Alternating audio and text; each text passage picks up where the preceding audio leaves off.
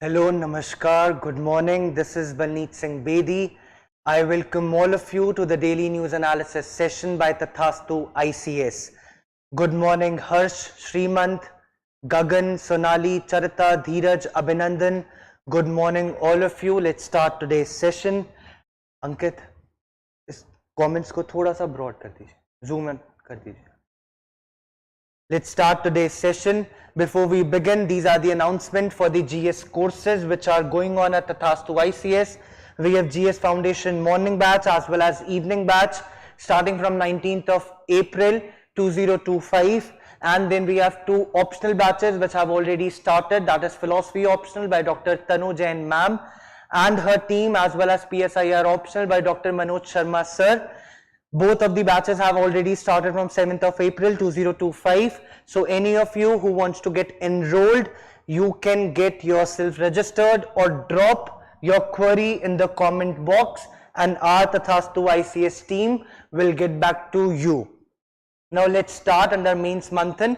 We have two important editorials. The first one is talking about the importance of gender and climate considerations which India needs to include in its policy framework in light of the Beijing Platform for Action, the summit which took place in 1995, and we have completed 30 years in 2025. This editorial is talking about that the rural women are worst affected by the climate change, are worst affected by global warming. Still, yet they are underrepresented while taking decisions, while making policy. When there is policy formulation, when there is decision making, these rural women are not having enough say in the matter. So it is saying, the editorial is saying, we need inclusive budgeting, we need gender responsive climate action task forces, we need sustainable and just future. In order to do that, we need rural women to be employed as well. Then the second editorial, it's a news, it's not an editorial. Karnataka clears gig workers bill. So recently Karnataka state cabinet has given its nod, its approval for the gig workers bill.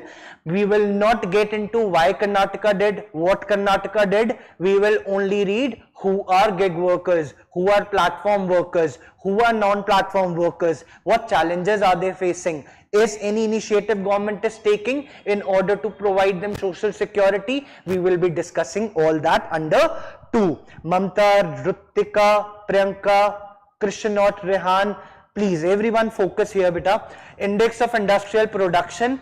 Now under prelims we will be discussing these two. IIP, we will not get into the data because that's not important, but we will see who releases it, what's the base year, how many core industries are there, how much they are contributing to the India's GDP. We will be discussing in very short from the prelims perspective. That is why it's under prelims Sarthi. Then India EU agreement, we will be just doing the important agreements because there was a question PYQ in 2017. I have put that question in the end for you, and we will be discussing the ports which were there in the newspaper article. We will be discussing just from the prelims perspective. So the first, Beijing India report as milestone and opportunity by Neeraja Kudrimuthi. So this is YN News, social issues related to women and gender equality policies, which are covering GS paper 1, that is Indian society, and GS paper 2, governance and social justice. As I have mentioned, Beijing Platform for Action has completed 30 years. This was a summit, took place in 1995, as the name itself is indicating. Beijing, a city, a capital of China. So there the summit happened in order to include women and make all the policies gender responsive, gender budgeting, including women in policy formulation, in decision making roles, so that women are not left behind. So I'll just read it for you. Beijing Platform for Action outline an agenda for gender equality across 12 dimensions: education, health and economics. Now we will see what government of India has done in these three. So if we talk about education, we have Right to Education Act 2009, where free and compulsory education to all the children between the age group of 6 to 14 years. Then we talk about health. Now in education, if RTE, that means for boys and girls, in order to promote that there's free but compulsory between 6 to 14 years. You talk about health, we have National Health Policy, which is specifically focusing on 2017, which is specifically focusing on reproductive health, maternal health.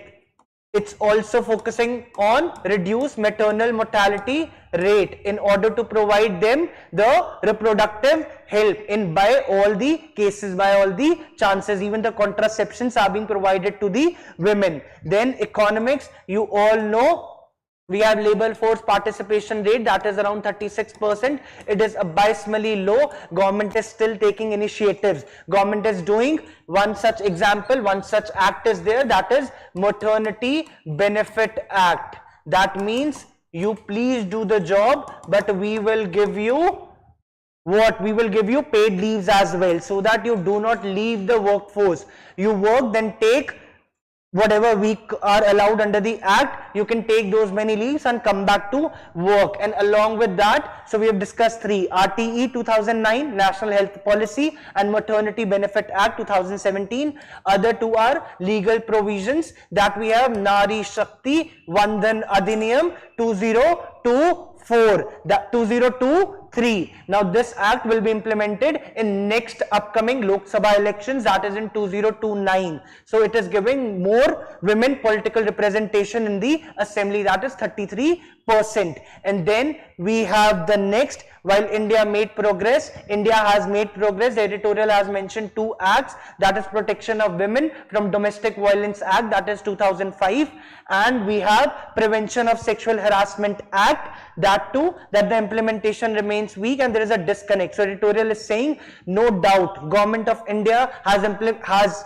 enacted the laws, but are we really implementing it at the executive level, grassroots level? Kya executive usko अच्छे से implement कर पा रहा है? Because there is the ground reality is different. Whatever is being seen in the parliament and whatever is being seen at the ground level, there is much difference. So implementation is weak. Though we have passed the laws, but implementation is severely weak. And then comes the inadequate focus on climate and gender integration. The Beijing India report reveals a significant gap, gender gap, and climate action. Climate action, especially in rural communities, disproportionately affect women, yet climate policies often lack a gender lens. Now I'll give you an example for this.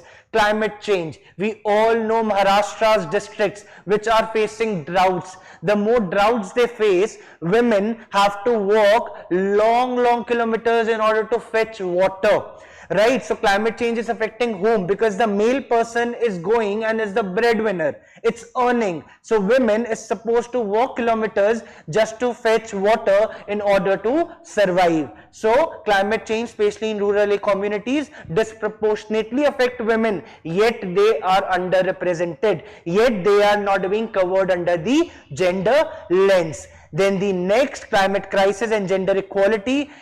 Rural women in India are increasingly vulnerable to impacts of climate change, heat stress and extreme weather, droughts and flood. We all know droughts. I've given you example of Maharashtra. Take any other state where droughts are being faced, women face challenges there. You talk about floods, when there are monsoonal floods, women face menstrual issues, women face reproductive issues, women face menstrual hygienic issues. So all these are being, because increased floods due to the climate change, you talk about any state, you talk about HP, you talk about Himachal Pradesh or Uttarakhand, all those states, everywhere we see. Then we have increased rate of malnutrition, infertility, histrionics and menstrual hygiene issues. We have discussed this. Distress migration leads to higher rate of sexual violence. We take example of Kosi River of Bihar, which is also known as Sorrow of Bihar. Kosi River is also known as Sorrow of Bihar. Now every year floods come and women or the families lose their their means of livelihood. They are left with no homes. They are left with no sort of infrastructure. They are left with nothing. And what leads to them, what they have to do, they can't perform their economic activities, be it agriculture. So they are forced to migrate to other states. They are forced to migrate to other cities. Other cities could be Calcutta, could be Chennai, where there are high rates of trafficking, where there are high rates of prostitution, there are high rates of sexual violence, there are high incidences of rapes. So distress migration leads to higher rate of sexual violence as well as gender-based violence. Then comes the economic cost, particularly in agriculture, is staggering. 33% loss, especially in non-farm livelihood sectors. Now, if there are erratic rainfall, if there is unpredictable monsoon, agriculture would get affected. We know half of our economy based on agriculture, right? And half of our population are involved in the agriculture. If agriculture is not performing well, they will be forced to focus on the non-farm sectors, that is dairy or poultry or horticulture activities. So that is how women are also being impacted there, because most of the women are involved in agriculture fields. Then the link between food insecurity and women's health, it does not require much explanation. These are the data which are mentioned, and also I will mention here. Absolutely, Charita, very good. Mamta, yes, and COVID-19 violence has increased, and all those, whenever there are natural disasters, whenever there are wars, whenever there are unfortunate circumstances, earthquakes, Israel-Palestine war, no one is talking about rapes there, no one is talking about sexual violence there, but 100% it's been happening. We all know the amount of killings, people being killed there. So war zone, conflict zone, they are more prone to sexual violence, they are more prone to prostitution, they are more prone to trafficking. Then 50% of the pregnant women are anemic with food insecurity, significantly exacerbating the condition. Anemic, low iron deficiency, low red blood cells. Women in food insecure households 1.6 times more likely to suffer from anemia compared to food secure women. Intimate partner violence has direct correlation with rising temperature. Now imagine there are heat waves, right? Agriculture is being impacted. The male member who is dependent on agriculture or on the economic activities जहाँ से उसकी income आ रही है, but due to the climate change, most of those activities are getting impacted. The male member would most probably go towards alcohol, would go towards the drugs, would go towards the meaning which are not right, which are not morals, and under the influence of alcohol he might do domestic violence. Most of the studies have conducted, most of the reports have said, have mentioned that most of the women undergo domestic violence because of all this. So it is all interconnected. So intimate partner violence has direct correlation with rising temperature. For every 1 degree Celsius increase in temperature, physical violence rises by 8% and sexual violence by 7.3%.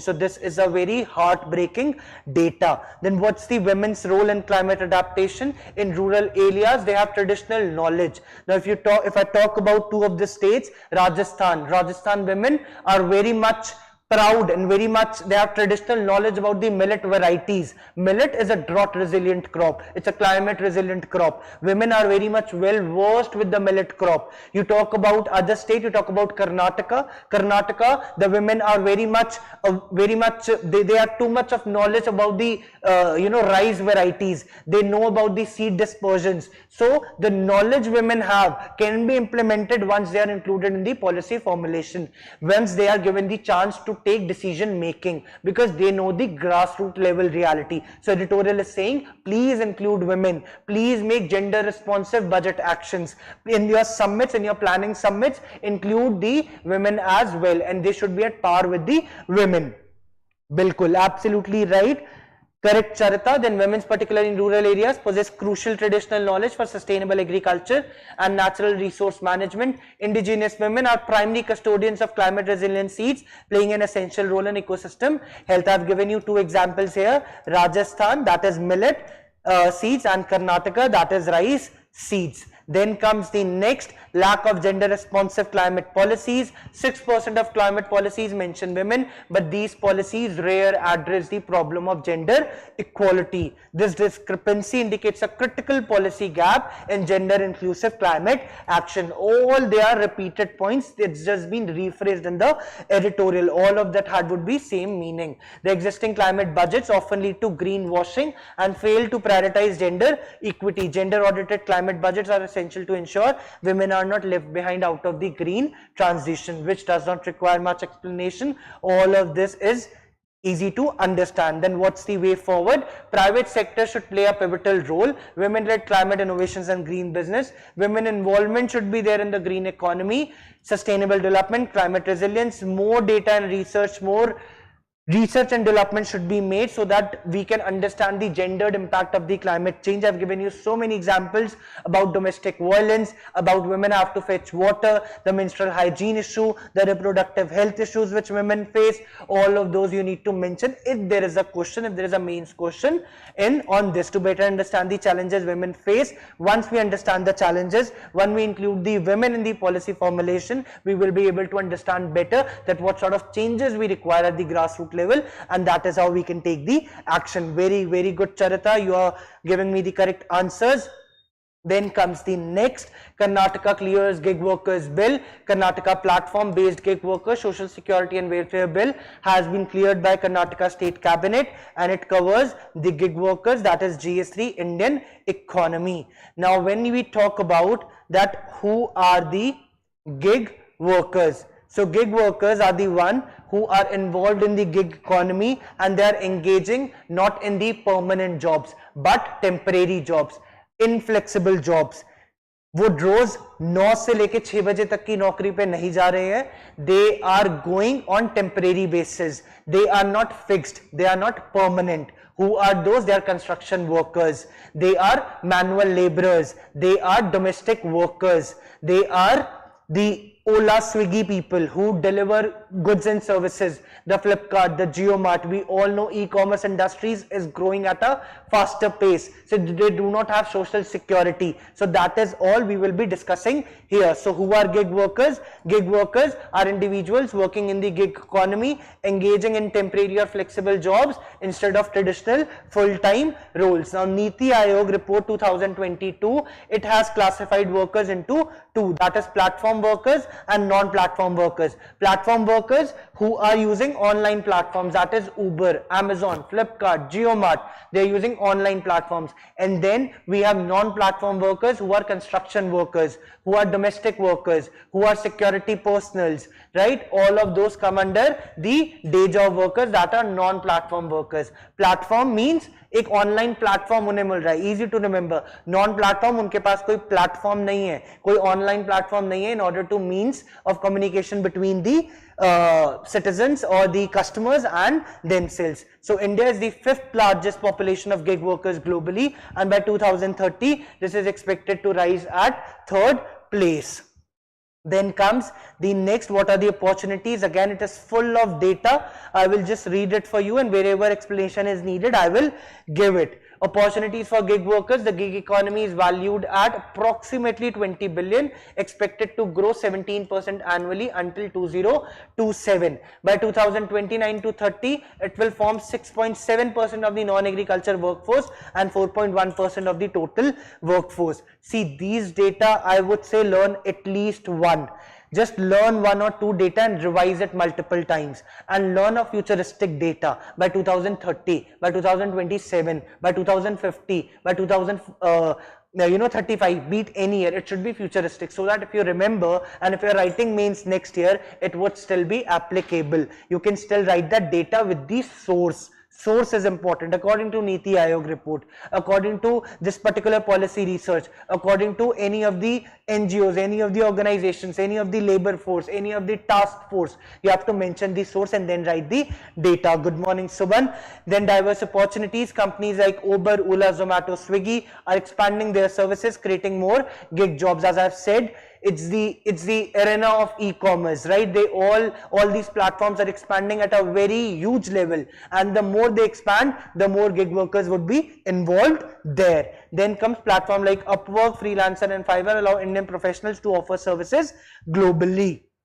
Then we will see the next, flexible work arrangements. So they have flexible work arrangements as well, their hours, their project selection as well as location, which is making it attractive. Now if you are doing a 9 to 6 job, you know this is the particular office, I have to go here until unless you are in marketing or sales. So it's a fixed job, it's a fixed place job. Here you can decide whether you want to work today or do not work today. Of course there are few conditions, 100% conditions, but it is still flexible as compared to the traditional long-term permanent job. jobs. So which is attractive for the Gen Z. That is, I'm sure we people are from Gen Z, and making it attractive for the generation. The rise of digital platforms and mobile applications has streamlined the gig process, enabling easier job funding as well as hiring. We all know BharatNet to provide high-speed broadband internet in rural areas as well as urban areas as well. So more internet we have, we all have access to internet in today's time. So all these platforms are just a click away. India's startup ecosystem is evolving, with many startups opting to hire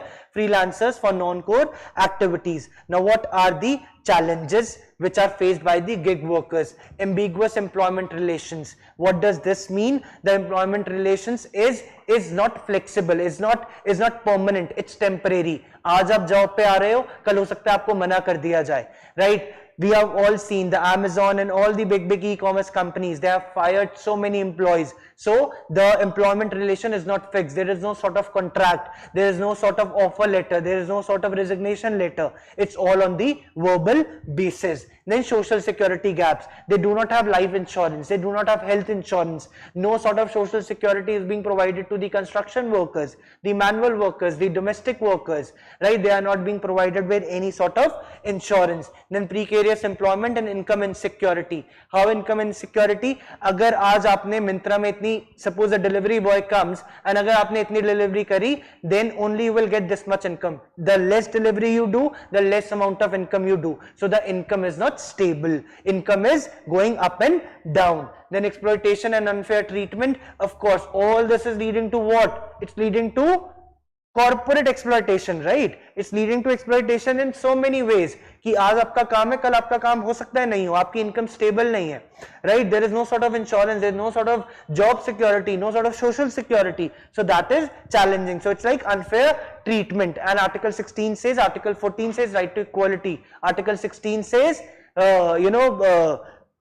equality of opportunity in public employment, right? So all of those as being unfair treatment, lack of collective bargaining power. They do not have any sort of trade organization, they do not have any trade unions which can be the voice for the hundreds and thousands of gig workers. So there is no sort of any platform, there is no sort of agitation as well. So there should be a union, there should be a collective voice for all the gig workers through that union, through that punch.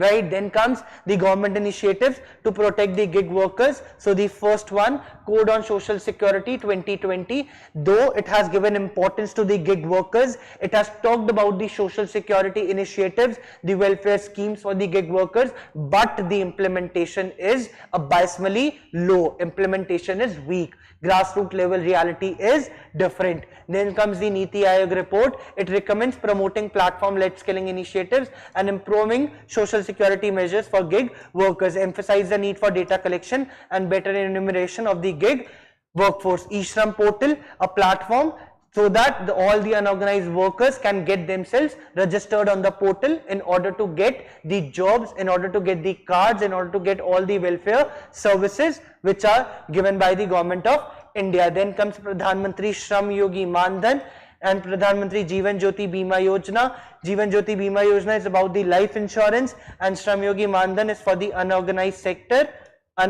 sector sort of insurance being given to them. Right, and Jeevan Jyoti Bima Yojana, Sarkari initiative for the life insurance for all the gig workers. Now I have a question for you. It's a PYQ from 2021.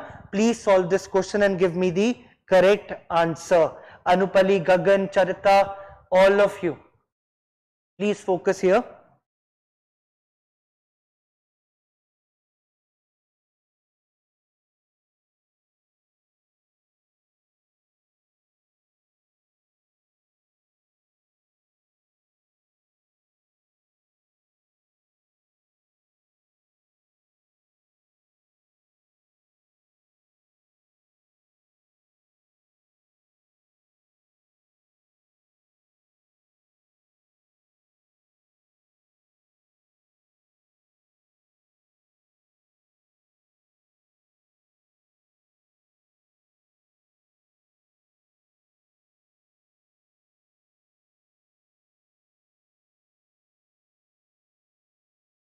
Anupali, I'll share the PDF after the DNA gets over. Please focus on the question as of now and Try to solve it. It's a PYQ. I believe the PDF has been pinned on the comments section. You can download it from there, and I will upload the PDF on the Telegram group as well.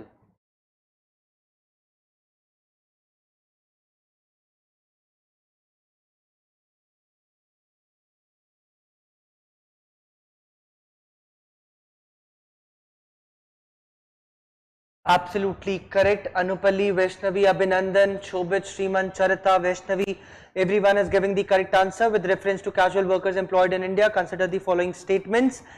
First statement says all casual workers are entitled for employee provident fund coverage. सबको provident fund मिलेगा. Whether domestic worker, you are casual worker, आप construction की job कर रहे हो, हर किसी को employee provident fund मिलेगा. It is impossible.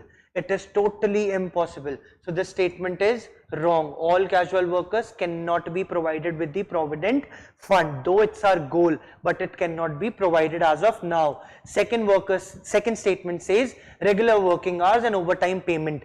Basic statement. Very basic. आपको लगता है सरकार ऐसी कोई स्कीम निकालेगी जहां पे कहेगी ओवरटाइम पेमेंट नहीं करनी, वर्किंग आवर्स डिसाइड नहीं है? It's not a British era.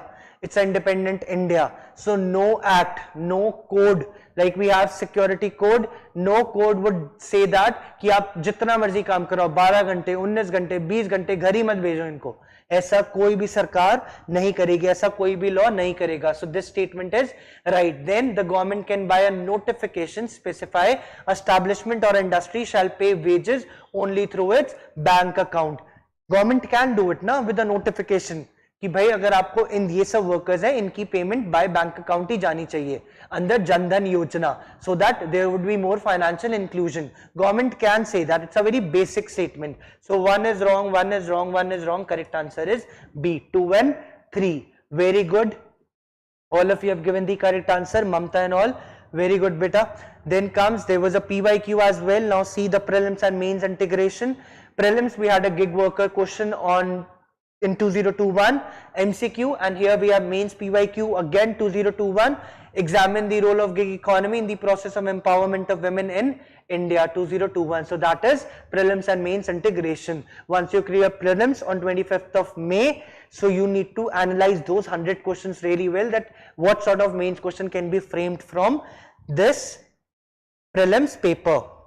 Then under prelims Sathi, we will be discussing two news very quickly. Index of industrial production. It's an indicator which measures the volume of production of the industrial goods during a given period of time. Who releases it? NSO, National Statistical Office, under Ministry of Statistics and Program Implementation. What is the base year? The base year is 2011 to 2012. So basically this data, why it's significant? This data is being used by ministries, Ministry of Finance as well as Reserve Bank of India, in order to make policies, for policy formulation. They are also significant in order to analyze the GDP data as well, right? Is there any problem? No. C is wrong answer, Kututi. B is the correct answer. Now you can go back and read it. So it's significant because it helps in policy formulation as well as the GDP data, the statistical data which government will be able to figure out. This comprise 40.27% of the weight of items included in the index of industrial production. The 8 core industries, I'll read it for you: refinery product, electricity, steel, coal, crude oil, natural gas, cement and fertilizers. All this you need to just skim through, just remember, right? Then comes a prelims practice question. Please solve this very, very quickly.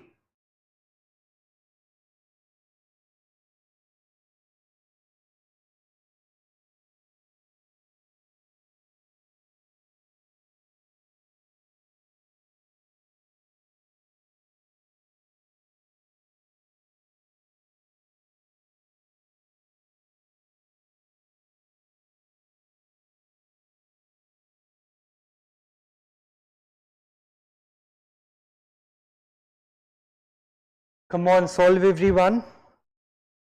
Give me the answer.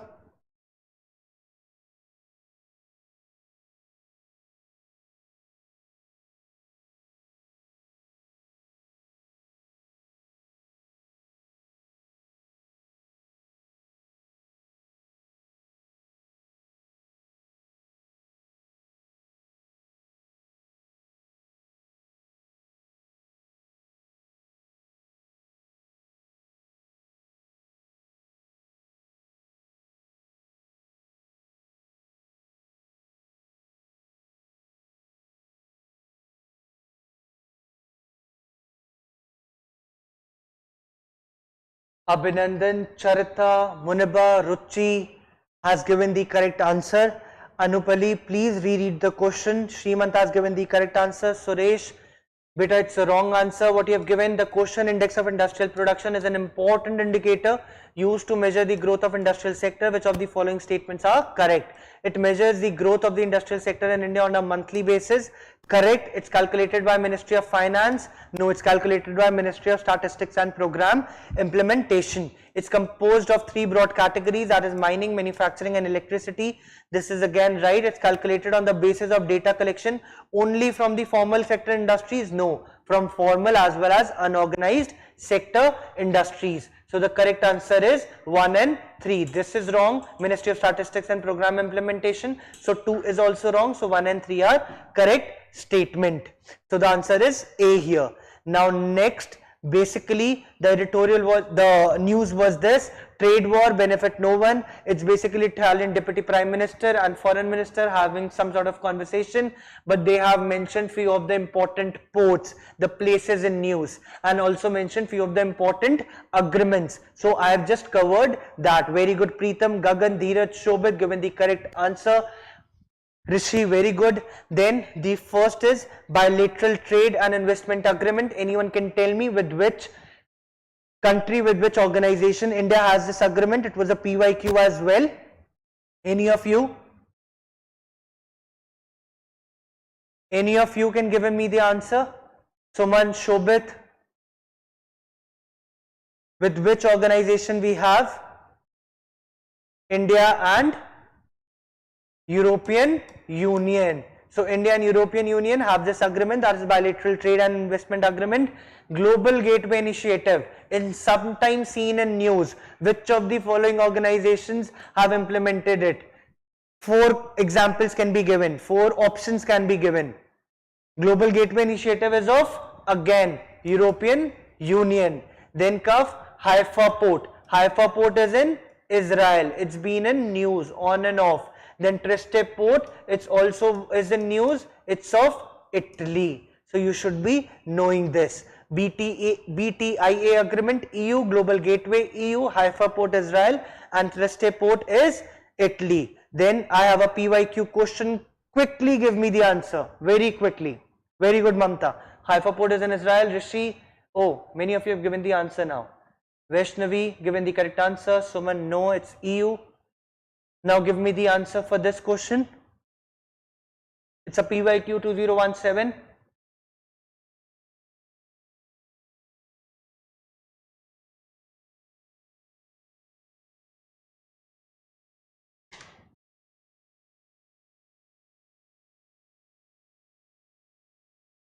Absolutely correct. Charita, Mamta, absolutely. See the speed with which you all are commenting AAA. Absolutely right. It's European Union. So it was asked in 2017. Then I have another question for you, that is Global Gateway Initiative. Please see this question. This question can be solved through the elimination method. Read each statement very carefully and give me the correct answer. Okay. I hope the question is visible. Okay. Okay, no more answer for the first one. Preeti, Deepika, Suman, all of you have given the correct answer. Now give me the answer for this this question.